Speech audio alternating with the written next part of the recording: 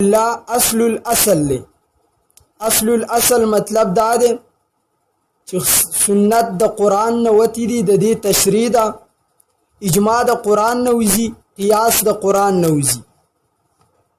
د تمامو دریو اصولو د پاره قرآن مجید اصل دی، به حیثیت د اصل دی. مثال یې داسې دی لکه امام بخاری رحمت الله علیه خپل صحیح بخاری چې شروع کوي، نو حضرت امام بخاری رحمت الله علیه د صحیح بخاری په ابتدا کې کتاب الوحی راوړي. باقی علما چې کله باب راوړي نو کتاب الایمان نه شروع کوي یا د کتاب الطهارت نه شروع کوي. امام بخاری رحمت الله تعالی علیه د سوجنا د وحی نه شروع کوي. نو جواب دار چې وحی اصل الاصل دی، ایمان د وحی نه وتل، که وحی نه راتله ایمان بنو، طهارت بنو، احکام بنو، معاملات بنو، عقاید بنو. د تمام شیزونو د پاره اشیاء د پاره اصل الاصل واحده. د غشان ته د تمام اصول د پاره اصل الاصل قرآن مجید ده.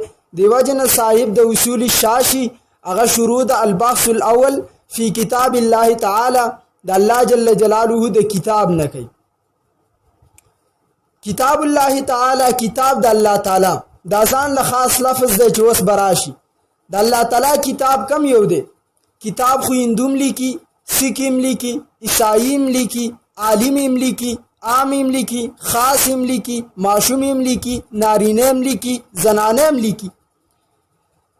د الله تعالی کتاب کم یو دی. د قرآن تعریف تاسو به حسامی په ابتدا اول سر کې واورئ چې اما الكتاب فهو الكتاب المنزل على الرسول المكتوب في المصاحف المنقول عنه إلينا نقلا متواترا بلا شبهة المفتوح بسورة الفاتحة المختوم بسورة الناس.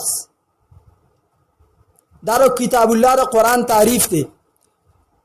هغه کتاب چې نازل شوی د الله د طرف نه دی، پر رسول الله باندې دی، نقل شوی په تواتر باندې دی، بغیر د شک او د شبهه نه.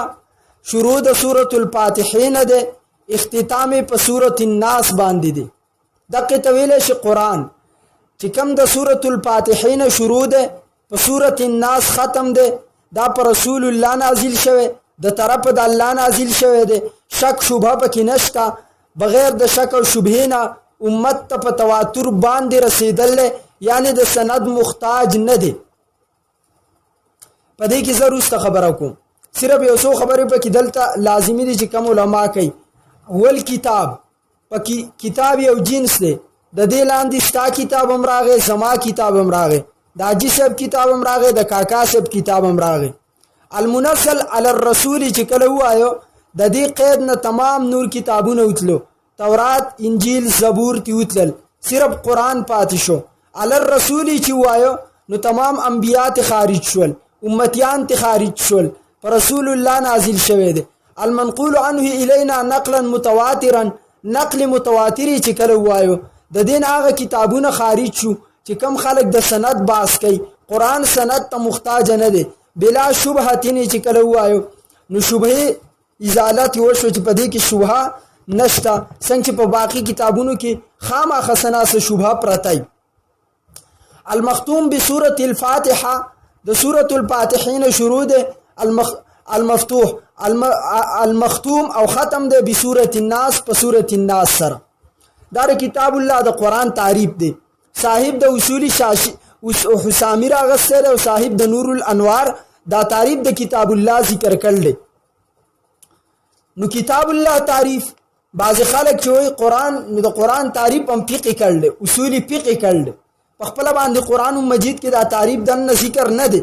الته صرف دومره دا کتر قرآن نه راواله او تپوس کې ته چا نازل کړي؟ الله. پچا په محمد چا راوړی؟ جبرئیل امین راوړل. بیا به کې تفصیل ډیر زیات راځي. فصل فی العام والخاص. اولنې فصل دار اوړي په بیان د عام او د خاص کې. دلته یو سوال دی چې خاص او عام باسي ولی اول کو؟ نو د دې جواب داده چې تر ټولو زیات مسائل اکثریت په خاص او عام لفظ کې خلک دوکه کیږي. عام راوالی په خاص قیاس کوي، خاص راوالی په عام قیاس کوي. د دې وجه نه خلک په شکوک او شبهاتو کې لویږي. د دې آسان مثال په معاشره کې درکم. طالب علم اول نه ذهن رایخ کی. آسان مثال یې داسې دی چې زمونږ بعضې خلکو غلط خلک په ښو خلکو قیاس کوي، غلط عالم په ښو عالمانو قیاس کوي، د یو عالم غلطي په ټولو باندې ږدي.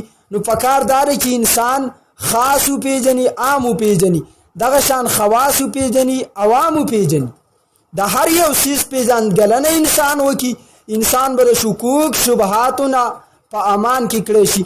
تر څو پورې چې خاص عام نه پېژندی شوی نو خلکو کې انسان ته د انسانیت مقام نه میلاویږي. ولې انسان چې انسان دی په دې وجه باندې دی چې دا د هر انسان مقام پیژني. ادب څه ته وضع کل شیء علی موضعه، هر څیز د هغې په ځګینې ښودو، هر چا ته د هغې مقام ورکول دې ته ادب وایي.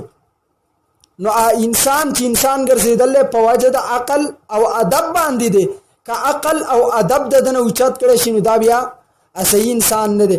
دې وجې نه خاص او عام راوړي چې څنګه عام زمونږ په روټین کې خاص عامي، دغه شانتې په قرآن سنت کې خاص او عامي، اجماع کې خاص او عامي، قیاس کې دنم عام او خاص. هر شیز کې د دې مثال شته، صرف طالب العلم له ذهن رایښول پکار دي. د اهل حدیثو مولانا امین الله بشاوري صاحب هغه په خپل کتاب د تقلید حقیقت او د مقلدینو اقسام کې وایي چې اے مقلدینو، آیا ستاسو کې داسې نر عالم شته چې هغه ما ته صرف اور صرف ستاسو د اصول فقه چې کم اصول دي خاص او عام په دې باندې سلسل مثالونه پیش کی؟ آیا په احنافو کې داسې عالم شته؟ نو ما یې حاجي صاحب تا باسې د مدرسې څه چېرته ګپ لګولی او خاص او عام زه صرف 2 قاعدې دلته یم، زمونږ ورکوټی طالب به یې درته پیش کوي. کمی د دې دی چې موږ دلایل کتلی نه دي. چا چې دلایل